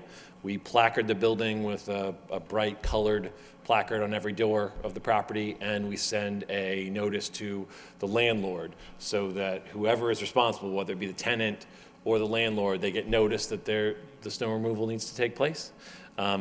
After that, we then follow up. If the snow removal hasn't been done, they receive a ticket. The fine in the ordinance that was established by the city council is $100. We also have the authority, if the property owner continues to be non-compliant, to have DPW respond to the location, do the cleanup, and then DPW is allowed to submit a bill for time and labor. And then the ordinance specifically allows us to place a lien on property if they are non-compliant with the snow removal.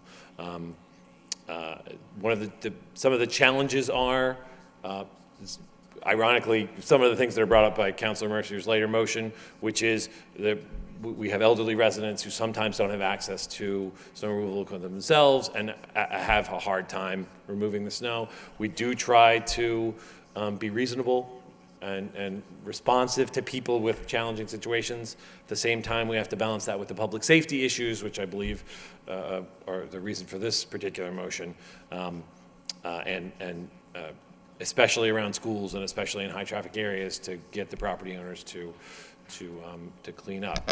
One of the challenges is, basically, once it starts snowing again, we can't enforce it. We can't enforce the ordinance while the snow is in place. So our first crack at enforcement this week was at 1 o'clock today because the snow ended overnight. So the staff responded to complaints, and we'll obviously be out in force and responding to any complaints we have for specific addresses. I did write down the addresses on Andover Street, so we'll have somebody out there tomorrow to take a look at them. And if you get complaints or have specific addresses that you are concerned with, please let me know, and I'll have staff out to take a look at the specific addresses, and we'll do our best to get the property owners to be compliant. Thank you, Mr. Slagle. We appreciate that update. I'm sure the people at home appreciate it. It's, 55 inches is a lot of snow, but that is the ordinance as stated. Councilor Milanazzo. Thank you, Mr. Mayor. I'm all set. You're all set? Okay. Further discussion on this item? Councilor Kennedy. Thank you, Mr. Mayor. When you mention, if you have senior citizens, what is it? How do you handle that? What if there is somebody that's elderly that just isn't capable of removing their snow, and maybe doesn't have the wherewithal to do that? I mean, how do you solve those? It is a challenging issue. We work with Mike Damaris in Neighborhood Services. I know that he has a list of local churches that provide snow removal services, as well as the senior center does have a sign-up list for people to provide services. Unfortunately, and we're on television, so we're going to have a plea out to the community. There's not enough people willing to provide those services as there are people who need them. So it is a challenge, and it's one of the things that our inspectors have to weigh. The public safety of not having a sidewalk plowed with the burden of having an individual who can't simply plow it. Do you have any idea of how many situations there are like that in the city? Are there 50 or 100 or? I couldn't even hazard a guess. Remember, because we're reactive, we are only showing up properties where we're getting a complaint, or properties that are on a main street. So there could be dozens on back streets that we're just not aware of. Right. Of the ones that you're getting complaints on, where they're owned by older people, how many of those are there that you've gotten complaints on? I mean, how much of a problem? How big of a problem is it? I guess is what I'm asking. So far this year, I would estimate we've probably gotten where there's an elderly person who's having a challenging time, between 5 and 10. I mean, it's not a huge problem. Those are just the ones that we're aware of. Okay. And so the solution often is that you get there's kids that will shovel snow and they get involved with the church. Is that how that? I think different churches do it differently. I do know that the senior center signs up both teenage individuals and adults to go to the senior center and sign up willing to help individuals who need snow removal. So if you're an older person that's having that kind of difficulty, what should you do? I would say the first thing to do would be to call Mike Damaris at Neighborhood Services, because I believe he has access to all those groups. We do our best to provide that information to them as well, to call Mike, and he can put them in touch with someone who can help, hopefully. Okay, so why don't we conclude this discussion, because I think we're getting into the discussion of the next motion by Councilor Mercy. But any further discussion on the enforcement and monitoring of this particular item? I know they're kind of interrelated, but all those in favor of that motion signify by saying aye, and the opposed, that motion carries. Next motion of the evening by Councilor Mercy. Again, about snow shoveling. Request city manager provide a list of any and all programs available for seniors and handicapped people that offer free to reasonable snow removal services / shoveling after snowstorms. Second by Councilor Milonazo. Councilor Mercia. I guess we just discussed this motion, but getting back into the motion, we do know that there are rules and ordinances and fees and fines attached to not complying with the ordinance and the laws. But the fact does remain that there are senior citizens, handicapped people, and there must be services available to them. As you alluded to, the senior center, I thought there was a project Rosebud with the junior ROTC. And if the manager can have you come before us and talk about the fines and fees, maybe we could look into this issue and have you come back in a relatively soon manner and stand there and say all the places that are available. I think the senior center does such a thing too, and they kind of line up people with what area of the city someone is willing to shovel at. I know there's the Boy Scouts, and they want to do some community service things. So, I mean, they might be ways to put things together. So if you could come up with a list and say that in the future, because, I don't think the snow is over yet, and we have like 55 inches, and people are calling saying, I don't know what to do. I did get hooked up with a group like Project Rosebud, and someone was supposed to come over and nobody came over. What am I going to do? People are nervous about that. I mean, we don't think about it because we're not handicapped or elderly yet. I still can pick up a shovel and do some shoveling, but you don't know that until you're involved with it, and your legs can't handle it, and you still can maintain your home, but you can't go out there with a bad heart and start shoveling, and you know that you got a sidewalk to clear. You could hire someone. You don't know who to hire, or you don't know what to do. So if we had some type of a matchup with different sections of the city, and if you could come before us and say, these are the programs that are available, and here's the numbers to call, and people are watching and they're wondering, what can we do about this? And this is a very informative operation if we could get the information out. If you could put it on the website even, that would be good too, but not all seniors have the website. They don't have computers or whatever. So if we could have you come back again in the near future, like maybe next week, and just say something about all the places that are available and numbers to call for people. Sometimes you have to sign up a year in advance to be placed on a list. Is there such a number that you can call that would help you, when the snow falls, in the next snowstorm or whatever? I don't know. We don't look at that, but there are people out there that need this service, and I'm just making this motion for them. Okay? If I may, Project Rosebud still is in operation. It's managed out of the Lowell High School. So what I was going to suggest, Mr. Manager, maybe Neighborhood Services, they are the coordinator of, and maybe they should be the contact person to, sort of manage these phone calls. The challenge, as you mentioned, Counselor, is we have around 100 young students, but it's pairing them up in the various neighborhoods.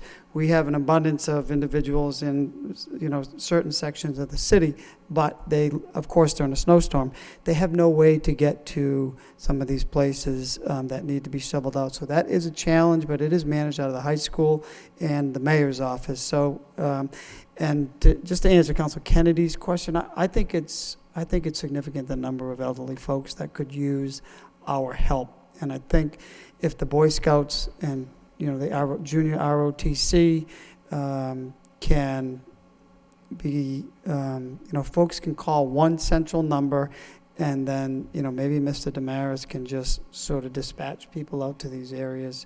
It's, I think it'd be very helpful. Churches, senior center. Good idea. So if there's, no objection, council, maybe the manager can, kind of look in that direction to have one central repository for people to call and list the number of volunteers who are available. I think it's just helping a neighbor too. I mean, we all go out and help our neighbors, do 3 or 4 of them. It gets a little tiring when you get 55 inches, but I think it's a good idea. It's a good motion. Further discussion on this motion? All those in favor signify by saying aye. And the opposed, the motion passes. Next motion of the evening. As by myself, if there's no objection, the motion really speaks for itself. We've discussed, drug overdoses significantly tonight. So motion by myself, seconded by Councilor Leahy. And the motion is requesting the manager provide council with a report regarding drug overdoses in the city. Motion speaks for itself. All those in favor of the motion signify by saying aye, and the opposed, the motion carries. Next motion, next section of the agenda is City Council and executive session regarding matters of pending litigation, public discussion, which could have a detrimental effect on the city's position. Entertain a motion to adjourn from executive session from this regularly scheduled meeting by Councilor Rourke, seconded by Councilor Samaras. All those in favor signify by saying aye, and the opposed. That motion carries. This meeting will recess to executive session and then adjourn. Yeah, and then adjourn. I'm sorry, roll call on the executive session. Council Belanger. Yes. Mayor Elliott. Yes. Council Kennedy. Yes. Council Leahy. Yes. Council Martin. Yes. Council Mercia. Yes. Council Milonazo. Yes. Council Rourke. Yes. Council Samaras. Yes. 9 yeas. 9 yeas, motion passes. We will recess and then adjourn into executive session.